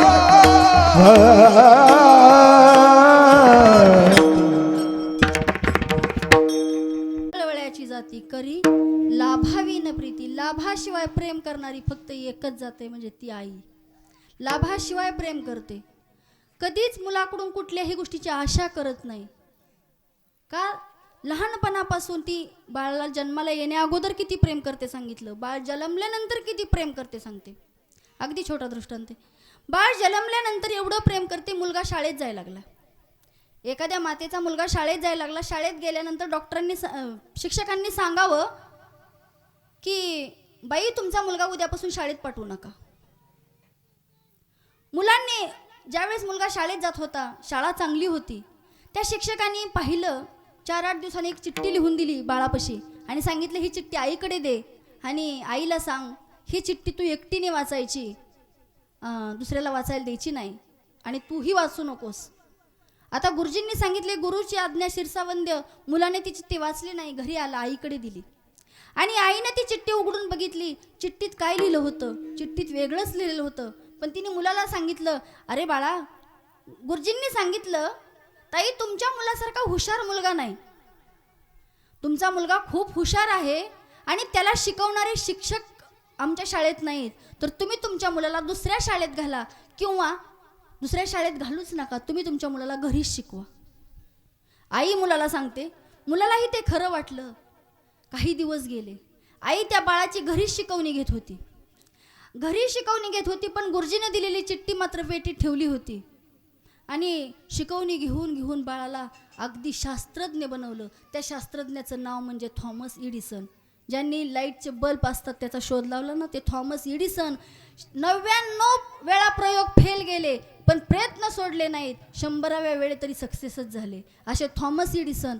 आणि आई कालांतराने मरून गेली.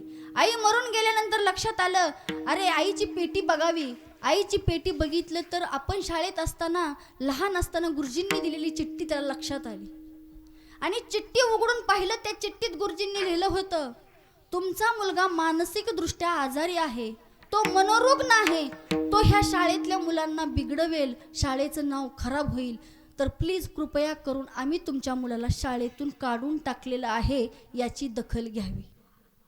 आईला काय सांगितलं होतं की तुमचा मुलगा मनोरुग्ण आहे, मानसिकदृष्ट्या आजारी आहे. पण ती आई खचली नाही आणि बाळालाही खचवलं नाही. तिने बाळाला सांगितलं, अरे सगळ्या शाळेत तू सगळ्यापेक्षा हुशार आहेस. आणि आईचा ह्या शब्दानं तो बाळ खरंच हुशार बनला आणि एक शास्त्रज्ञ झाला. एवढं एक करू शकते ती फक्त आईच करू शकते, आईशिवाय दुसरं कोणी करू शकत नाही. आई बाळ जन्माला येण्या अगोदर प्रेम करते, बाळ जन्मल्यावरतीही प्रेम करते आणि आई मरून जाते ना तेव्हा सुद्धा बाळावरच प्रेम करते. तर आई मेल्यावरती बाळावर प्रेम करते. तर कसं, ज्या वेळेस आपण आईची प्रेतयात्रा घेऊन जातो, आपल्याला सगळ्याला माहिती आहे ह्या देहातून आत्मा निघून गेल्यानंतर शरीर हे प्रेत होतं. झाला प्रेतरूप शरीराचा भाव, लक्षी येला ठाव स्मशानीचा. आता ह्या शरीराला स्मशानात नेलं जातं आणि स्मशानात नेऊन काय केलं जातं तर त्या ठिकाणी अग्नी दिला जातो. पण अग्नी देण्या अगोदर असं सांगितलं जातं, मोठ्या मुलाच्या ते खांद्यावरती मडकं दिलं जातं आणि मडकं देऊन त्या प्रदक्षिणा घालायला सांगितले जातात. आणि त्या प्रदक्षिणा घालत असताना पाणी सांडायचं असतं, थोडं बोळ पडलेलं असतं मडक्याला. ती मुलगा प्रदक्षिणा घालत असतो आणि त्या चितेतून आवाज येतो.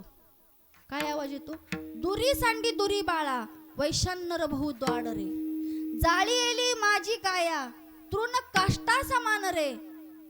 काय कर तू बाळा, पाणी लांबून ओत.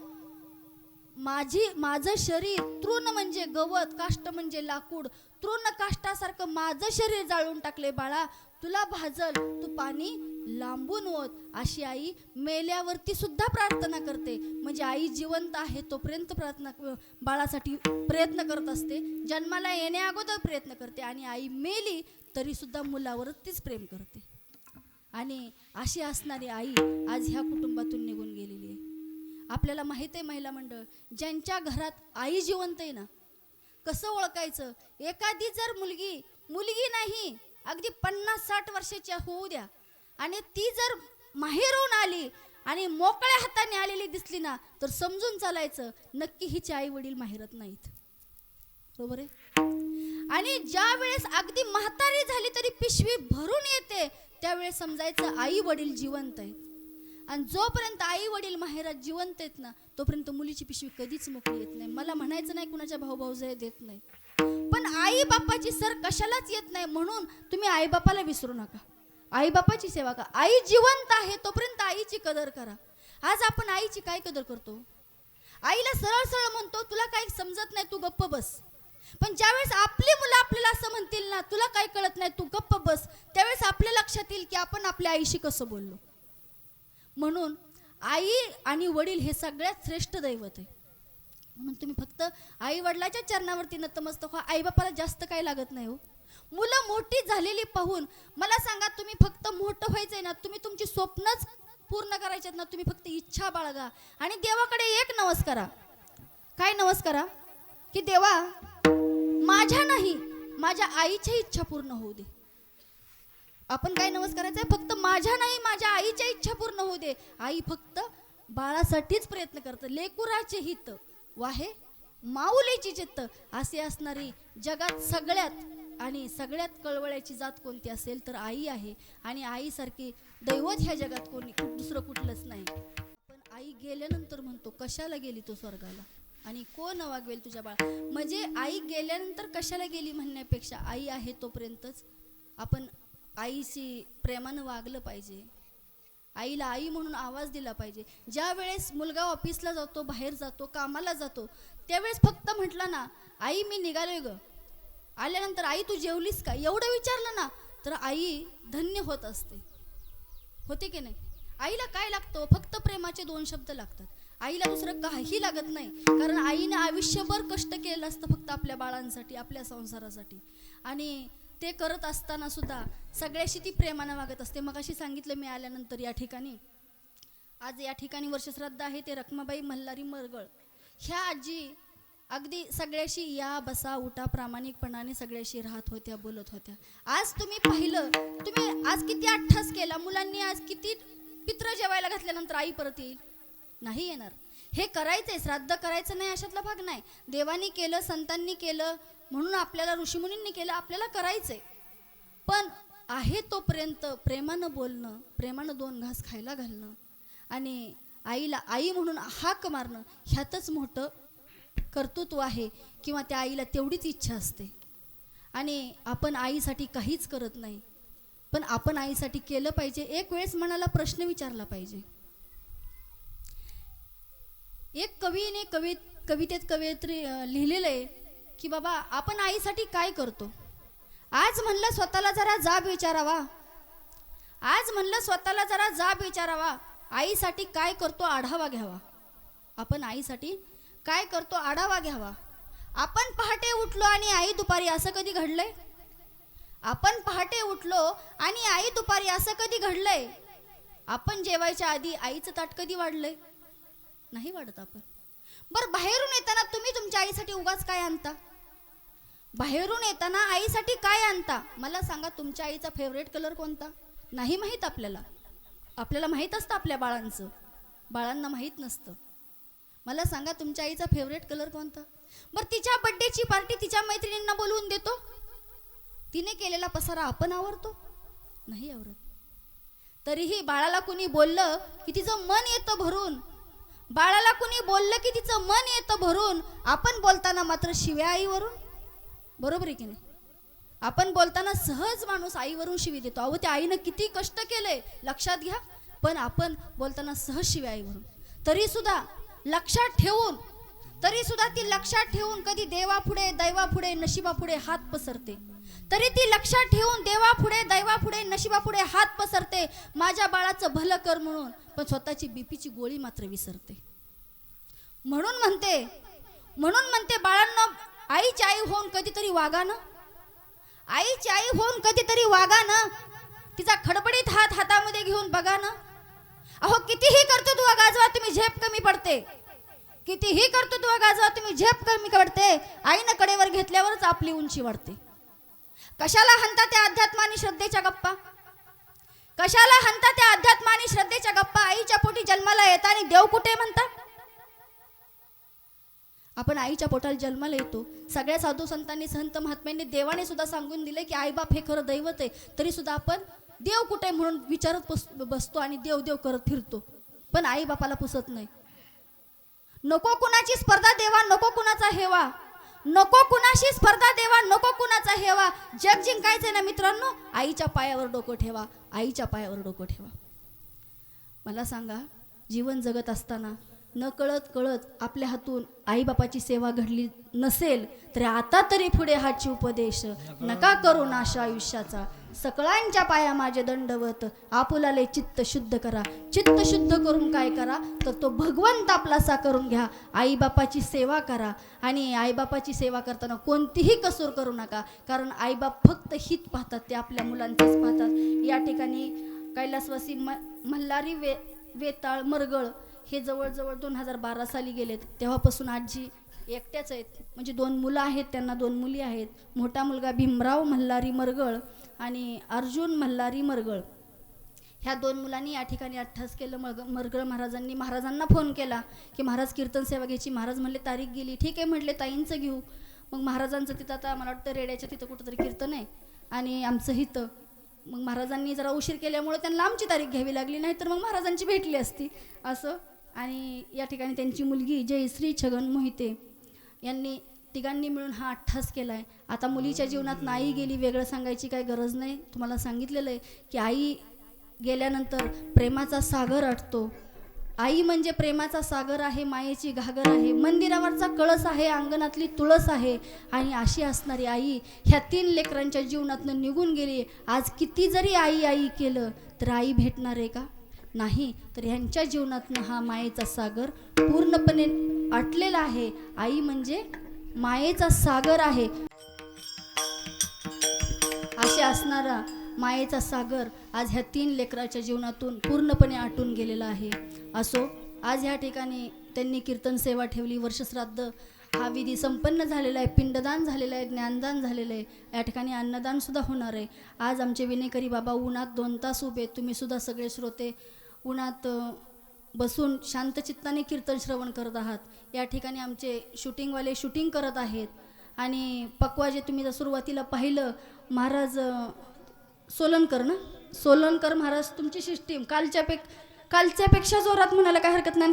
कालचंही ह्याच्यापेक्षा जोरात. म्हणजे असं होतं बघा, सिस्टीम मिळाली की ह्यांनी कीर्तनाला 10 मिनिटं लेट केलं आणि आज बी तेच केलं. असे असणारे आमचे पुरी महाराजांचं नाव म्हणजे अगदी महाराष्ट्रभर गेलेलं आहे.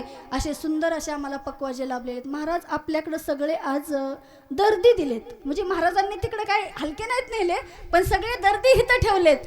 म्हणजे का तर मरगळ महाराजांचं प्रेम म्हणून. सुंदर असे आमचे श्रीकांत महाराज या ठिकाणी गायन करत आहेत. आमचे तात्या असतील, चोरमले महाराज असतील, भोसले महाराज आहेत, वीर महाराजांबरोबर आलेले महाराज आहेत. ते आमचे हे वडापुरीतले महाराज आहेत. सगळे भजनी मंडळ आहेत. वीर महाराज आहेत, आमचे हेगडे महाराज आहेत, हे महाराज आहेत, चोपदार आहेत. आणि या ठिकाणी सुंदर अशी सोलनकर महाराजांची साऊंड सिस्टीम आहे. तुम्ही श्रोत्यांनी या ठिकाणी शांत चित्तानं कीर्तन ऐकून घेतलं, त्यामुळे तुमच्या सगळ्यांच्या चरणावरती एकदा नतमस्तक होते.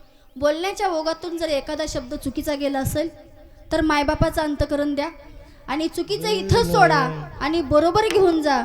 या ठिकाणी जसं मला भगवंतानी बुद्धी दिली, जसे माझे गुरु प्रमोद महाराज शिंदे यांच्या मार्गदर्शनातून जे बोलण्याचा प्रयत्न केला, बरोबर असेल तेवढं बरोबर घ्या.